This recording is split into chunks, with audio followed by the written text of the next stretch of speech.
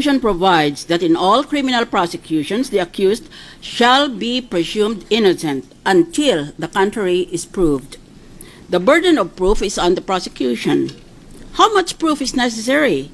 In other words, what is the standard of proof? I have adopted the very high standard of overwhelming preponderance of evidence pursuant to the recommendation of Professor Charles Black of Yale University, author of The Impeachment, considered the Bible for the whole world on impeachment process in a democracy. My standard is very high because removal by conviction on impeachment is a stunning penalty, the ruin of a life. The defendant admitted that he did not declare his dollar accounts and certain commingled peso accounts in his SAL-N. Let us begin with this threshold question. Did this omission amount to an impeachable offense? No. Under the rule of justem generis, when a general word occurs after a number of specific words, the meaning of the general word shall be limited to the kind or class of thing within which the specific words fall. The Constitution provides that the impeachable offenses are culpable violation of the Constitution, treason, bribery, graft and corruption, other high crimes, or betrayal of public trust. An omission in good faith in the SAL-N carries a light penalty and is even allowed by law to be corrected by the person who submitted it. Thus, it is not impeachable because it is not in the same class as the offenses enumerated in the Constitution. If we disregard this rule of justem generis, then we can interpret the law to mean anything as long as the enumeration of specific words is followed by a general word. Wala nang limitasyon yon. Pag sinabi pala ng Constitution, other high crimes or betrayal of public trust, wala na palang limitasyon yon. Iyan, kung hindi ka nag-aaral ng batas. Sabi ng batas, you apply the rule of justem generis. Kailangan may listahan na isa-isa nilang sinasabi kung anong kasalanan at merong isang salita na hindi mo malaman kung anong kasalanan, dapat basahin mo iyan na pare-pareho doon sa kasalanan na nalista na. In other words, it should belong to the same class.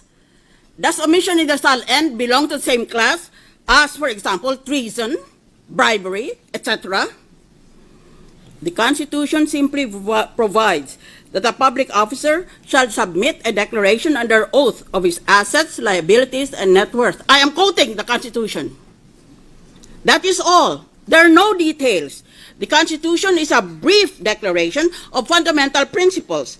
Many constitutional provisions are only commands to the Congress to enact laws to carry out the purpose of the Charter.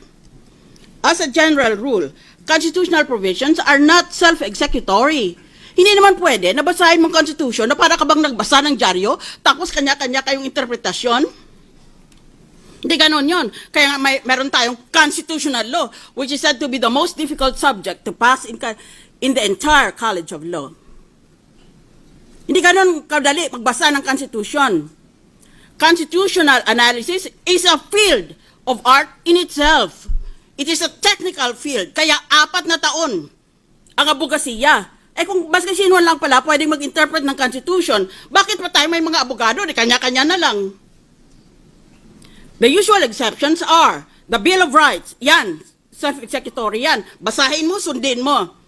And constitutional provisions. Pag sinabi ng batas, hindi pwede ito, yan, sundin mo kaagad. Pero lahat, hindi mo pwedeng masunod kaagad-agad. Magantay ka kung anong batas ang ipapasa ng Kongreso. Wala kaming ginagawa sa Kongreso kung hindi magantay kung anong sinabi ng Constitution. That is the main function of legislation. All other constitutional provisions, such as the Psalm provision, need implementing laws to provide the details. Hence, Congress, to implement this constitutional provision, has passed a number of laws, including the Foreign Currency Act, which confers absolute confidentiality on dollar deposits. Nakikinigla ako noon, sa mga argumento na the Foreign Currency Act violates the Constitution. I was already hoping with all my heart that God would strike me dead. Mabuti pang mamatay ako bilang isang abogada nang sa makikinig ako ng mga rason na ganon. Wala yan sa libro, wala yan dito, wala yan doon. Para bang hindi ka nagbasa ng batas mo. Di ibig mo sabihin, wala na palang batas na nag-iiral sa mga trial na ito. Kundi kanya-kanya ng isipan. There is no conflict between the Constitution and the Foreign Currency Act. The perceived conflict is so simplistic that it is seriously laughable. Nakakatawa ka o nagpapatawa ka. If there is any conflict, it is between the Code of Conduct and Ethical Standards on the one hand, which provides for a waiver of confidentiality, and the Foreign Currency Act on the other hand, which provides for absolute confidentiality. Kaya sinusunod natin ang batas sa konstitusyon, pero ang batas na pinairal ng Kongreso mukhang may conflict. Pero hindi mo masabi na the Constitution is clear, so the Constitution will of course prevail over an ordinary law. Ano namang klaseng kagaguhan yan? Galit kayo dahil ginabit ko ang salita na kagaguhan? I repeat, kagaguhan yan. Why do you study law if that is your opinion? At bakit matawagin na quasi-judicial itong proceedings na ito? If it's all purely political and anyone can have his own opinion. It is for Congress to balance, on the one hand, the need for public accountability from public officers, with, on the other hand, the desperate need for foreign investment, which entails confidentiality on pain of driving away investors from our country. Yan ang rason kung bakit meron tayong Foreign Currency Deposit Act. Dahil gusto natin na paratingin ang foreign investment at walang foreign investor. I promise you na darating kung merong bayan na may batas pala na lahat ng dolyar mo, ideklara mo.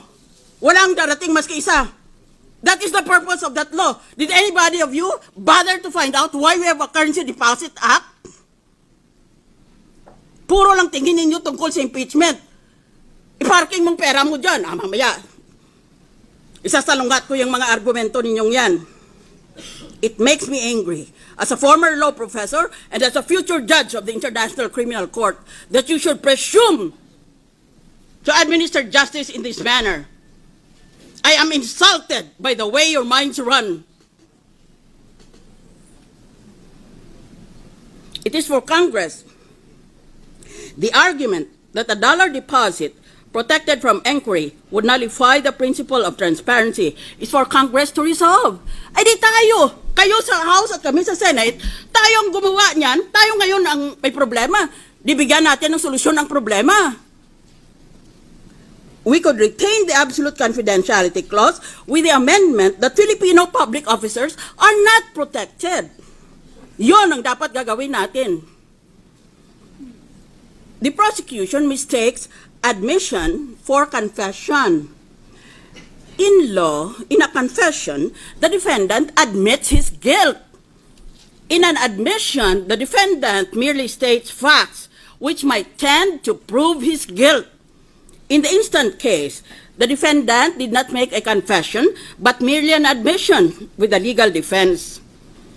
As a former RTC judge, I find it reprehensible beyond belief, that the AMLA document was introduced in evidence without authentication as required by the rules of evidence.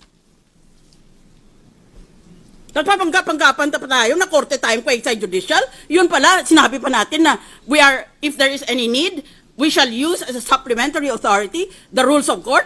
Ayun pala, hindi natin susundin ang rules of evidence. Hindi ka pwede magdala maski anong papel sa korte. I-authenticate mo. Kung hindi mo intindi kung anong authenticate, di huwag kang mag-abogado dyan. I am deeply disappointed that on at least 3 occasions, the prosecution claimed that these documents came from an anonymous source. Strike me dead. 3 times is just too much coincidence. Are you for real prosecution?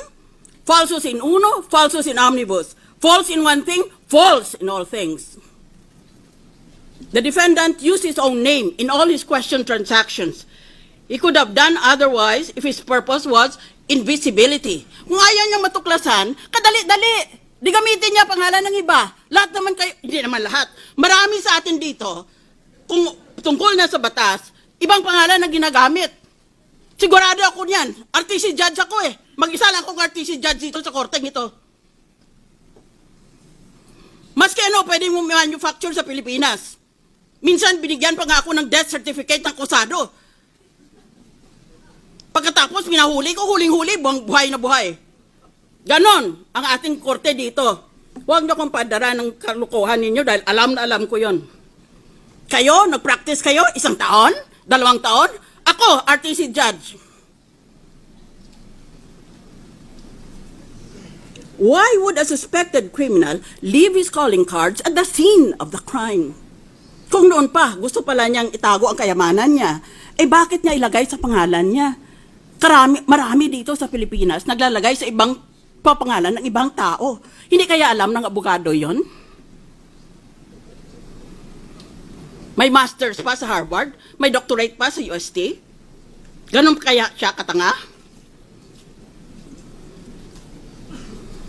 Assuming for the sake of argument that there is a preponderance of evidence for the prosecution, the preponderance is not overwhelming. Yan ang Ingles.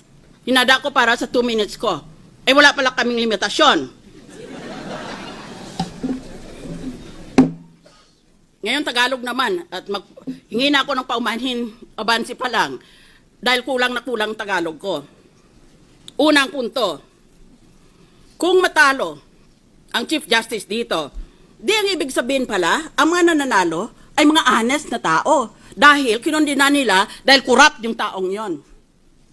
Di, palagay din natin na itong mga representante, dahil lahat tayo, we represent the people, isn't that so? That's why we are elected officers. We're supposed to represent our constituencies.